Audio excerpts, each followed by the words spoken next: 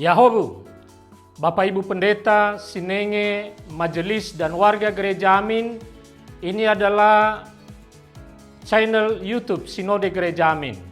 Karena itu, bagi yang mencintai Gereja Amin, tontonlah, subscribe, like, dan bagikan. Gereja Amin yang tangguh, mandiri, dan peduli. Tuhan Yesus memberkati.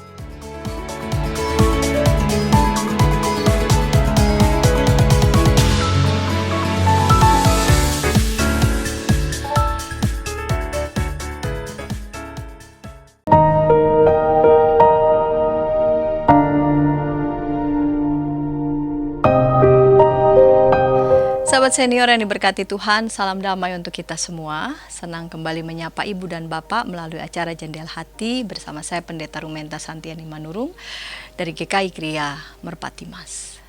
Renungan kita pada hari ini, Rabu 27 Agustus 2025 ditulis oleh Pendeta Evelyn Yudiarti dari GKI Kedoya dengan judul Awas Salah Paham, yang dilandaskan pada Lukas 6 ayat 6-11.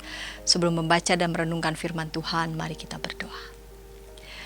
Ya Bapa, bimbinglah kami kala kami akan merenungkan firman-Mu. Dalam Kristus kami berdoa. Amin.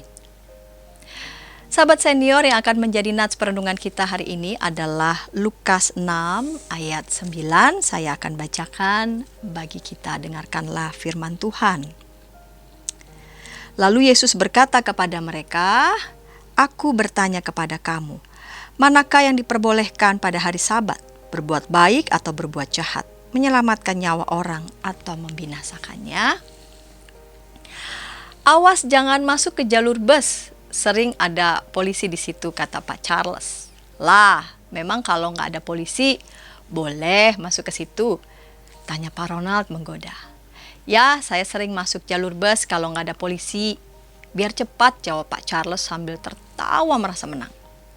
Sahabat senior, hukum itu dibuat untuk kebaikan, ketertiban, dan keselamatan manusia. Bukan untuk menyusahkan apalagi menimbulkan kerugian. Demikian juga hukum Taurat diberikan Tuhan untuk kebaikan manusia. Ahli-ahli Taurat salah paham tentang tujuan hukum itu dibuat. Bagi mereka di hari Sabat tidak ada yang boleh bekerja. Padahal beristirahat di hari Sabat maksudnya adalah supaya setiap orang tidak hanya sibuk bekerja, tetapi juga memperhatikan dirinya serta relasinya dengan sesama dan keluarga. Jadi hari Sabat adalah hari untuk menunjukkan kebaikan bagi diri sendiri dan sesama, termasuk keluarga. Sahabat senior, kesalahpahaman sering terjadi dalam relasi dengan sesama, juga dalam menyikapi sebuah peristiwa. Tuhan Yesus mengajar kita untuk mencari tahu tujuan dasar dari sebuah aturan. Jika pemahaman kita salah, maka baiklah kita mengubahnya. Sebab pemahaman yang keliru, jika dipertahankan akan mencelakakan, seperti yang terjadi di bacaan Injil hari ini. Mari kita berdoa. Bapa di surga, ajar kami agar kami boleh mengetahui apa yang sebetulnya menjadi jiwa dan semangat dari setiap hukum yang disusun oleh manusia, yang dipercayai memiliki inspirasi dari Tuhan. Sehingga dengan demikian setiap hukum tersebut dapat membawa kebaikan bagi manusia dan bagi banyak kehidupan.